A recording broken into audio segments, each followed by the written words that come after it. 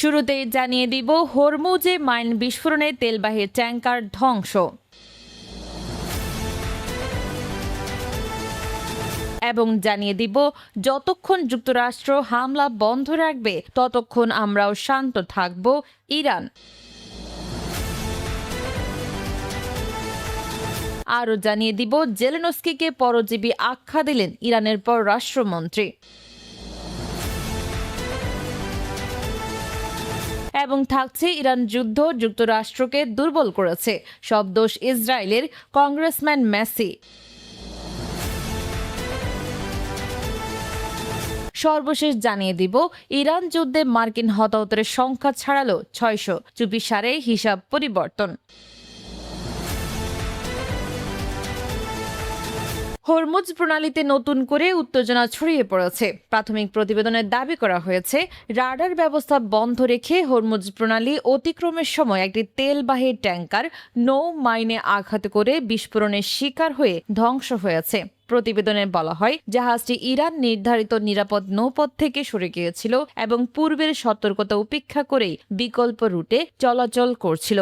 এর আগে ২৬ June Tehran ঘোষণা দিয়েছিল হরমুজ প্রণালীতে চলাচলকারী সব জাহাজকে ইরান নির্ধারিত নৌপথ অনুসরণ করতে হবে এবং অন্যথায় পরিণতির দায় সংশ্লিষ্ট জাহাজকেই বহন করতে হবে।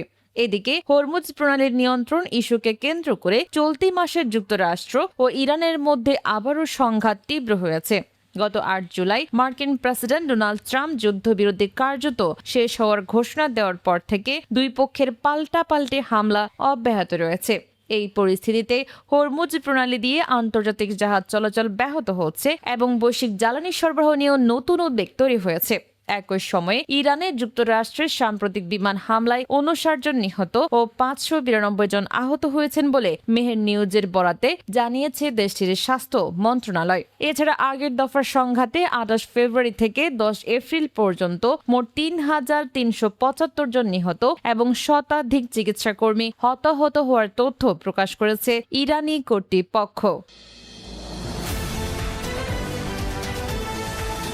যুক্তরাষ্ট্র ও ইরানের মধ্যে টানা ১৩ দিনের পাল্টাপাল্টি হামলার পর আপাতত সাময়িক বিরতির ইঙ্গিত মিলেছে। ব্রিটিশ বার্তা সংস্থা রয়টার্সকে নাম প্রকাশ না করার শর্তে ইরানের এক জ্যেষ্ঠ কর্মকর্তা জানিয়েছেন যতদিন যুক্তরাষ্ট্র ইরানের বিরুদ্ধে সামরিক অভিযান বন্ধ রাখবে ততদিন মধ্যপ্রাচ্যে মার্কিন ঘাঁটিগুলোর উপর পাল্টা হামলা থেকেও বিরত থাকবে তেহরান। তার ভাষ্য, যুদ্ধের শুরু থেকে ইরান হামলার বদলে হামলা নীতি অনুসরণ করছে এবং এই অবস্থান সম্পর্কে ইতোমধ্যে ওয়াশিংটনকে বার্তা দেওয়া হয়েছে। গত শনিবার ও রোববার রাতে উভয় পক্ষই নতুন কোনো সামরিক হামলা চালায়নি। তবে সংঘাতের কেন্দ্রবিন্দু এখন শুধু ইরানের পারমাণবিক কর্মসূচি নয়, বরং কৌশলগত হরমুজ প্রণালীও। যুদ্ধ শুরুর পর তেহরান এই জলপথে নিয়ন্ত্রণ কঠোর করে এবং বাণিজ্যিক জাহাজের জন্য টোল আরোপের শর্ত দেয়, যা যুক্তরাষ্ট্র, ইউরোপ ও উপসাগরীয় দেশগুলো প্রত্যাখ্যান করে। পরে হরমুজে দুটি ট্যাঙ্কারের হামলার ঘটনার পরই নতুন করে সংঘাত তীব্র হয়ে ওঠে। এদিকে জাতিসংঘে যুক্তরাষ্ট্রের প্রতিনিধি দলের সদস্য মাইক ওয়ালটজ জানিয়েছেন প্রেসিডেন্ট ডোনাল্ড ট্রাম্প কূটনৈতিক প্রচেষ্টাকে আরও সুযোগ দিতে সাময়িকভাবে হামলা স্থগিত রাখার সিদ্ধান্ত নিয়েছেন।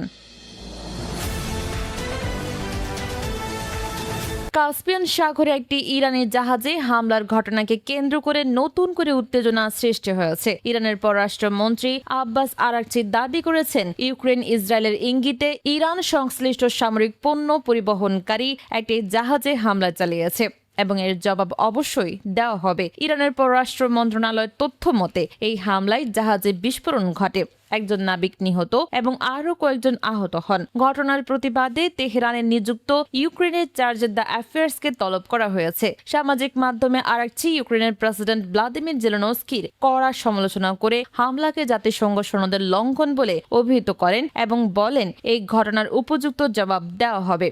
একই সঙ্গে তিনি ইউরোপীয় ইউনিয়নের কাইয়া কালাস ও রাশিয়ার পররাষ্ট্রমন্ত্রী সের্গেই লাভরভের সঙ্গে ফোনালাপে বিষয়টি তুলে ধরেন। রাশিয়ার পররাষ্ট্র মন্ত্রণালয় জানিয়েছে লাভরভ নিহত নাবিকের ঘটনায় সমবেদনা প্রকাশ করেছেন এবং মধ্যপ্রাচ্যের উত্তেজনা কমাতে কূটনৈতিক প্রচেষ্টা অব্যাহত রাখার উপর গুরুত্ব দিয়েছেন।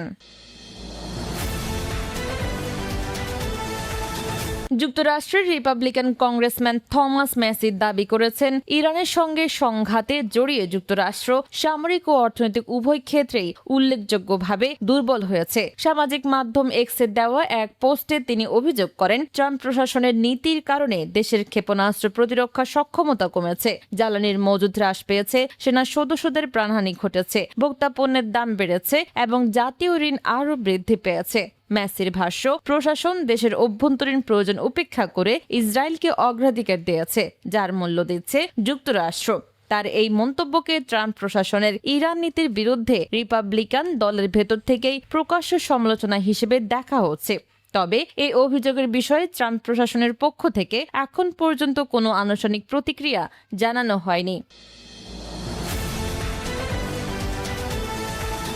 ইরানের সঙ্গে চলমান সংঘাতে মার্কিন হতাহতের সংখ্যা 600 ছাড়িয়েছে বলে পেন্টাগনের হালনাগাদ তথ্য ঘিরে নতুন বিতর্ক তৈরি হয়েছে। সর্বশেষ প্রকাশিত তথ্যে বলা হয়েছে, গত 28 ফেব্রুয়ারি শুরু হওয়া অপারেশন এপিক ফিউরিতে এখন পর্যন্ত 18 জন মার্কিন সেনা নিহত এবং 624 জন আহত হয়েছেন। একই সঙ্গে পেন্টাগন তাদের ক্যাজুয়ালিটি ডেটাবেসে ওভারসিজ অপারেশনস নামে নতুন একটি বিভাগ যুক্ত করেছে, যা সমালোচকদের মতে কংগ্রেসের নজর এড়ানোর একটি কৌশল হতে পারে।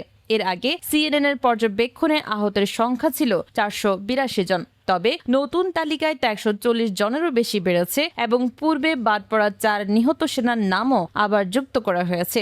এ নিয়ে ডেমোক্র্যাট সিনেটররা প্রতিরক্ষা মন্ত্রী পিট হেগসেথের কাছে ব্যাখ্যা চাইলেও পেন্টাগন প্রথমে এটিকে সাময়িক ডেটা বিভ্রাট বলে দাবি করে। তবে বিস্তারিত প্রশ্নের জবাবে এখনও আনুষ্ঠানিক কোনো ব্যাখ্যা দেয়নি তারা। এদিকে রিপাবলিকান সিনেটর লিসা মুরকাউস্কি অভিযোগ করেছেন, প্রশাসন সম্ভবত ওয়ার পাওয়ার্স অ্যাক্ট এর আইনে বাধ্যবাধকতা এড়াতে হিসাব পদ্ধতিতে পরিবর্তন আনছে। যদিও ট্রাম্প প্রশাসনের পক্ষ থেকে এসব অভিযোগের বিষয়ে এখনো কোনো আনুষ্ঠানিক প্রতিক্রিয়া জানানো হয়নি।